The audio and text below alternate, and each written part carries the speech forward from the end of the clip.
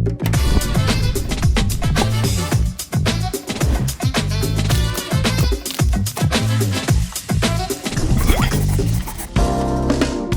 I'm Chef Loretta Oden, standing in front of the beautiful First Americans Museum in Oklahoma City. I'm joined by our Mayor, David Holt. Welcome, sir. Thank you so much. Always great to be here at First Americans Museum. This spectacular facility opened last year.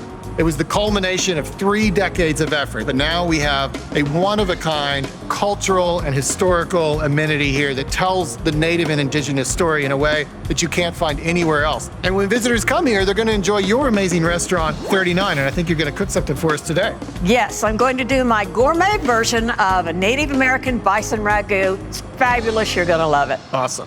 Well, it looks like we have all of our ingredients together for our wonderful venison bison ragout.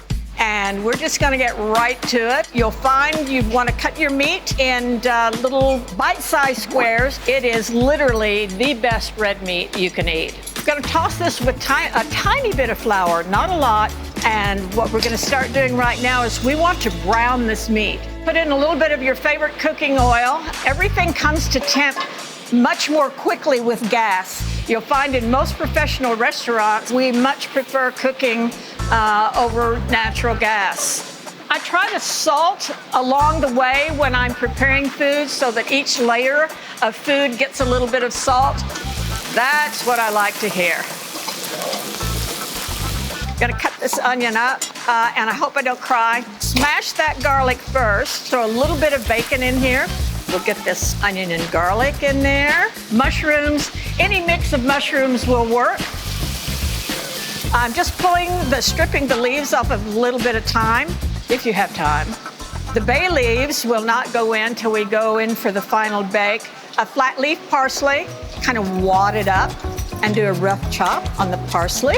I'm gonna put a little bit of butter in this just to add a little more richness.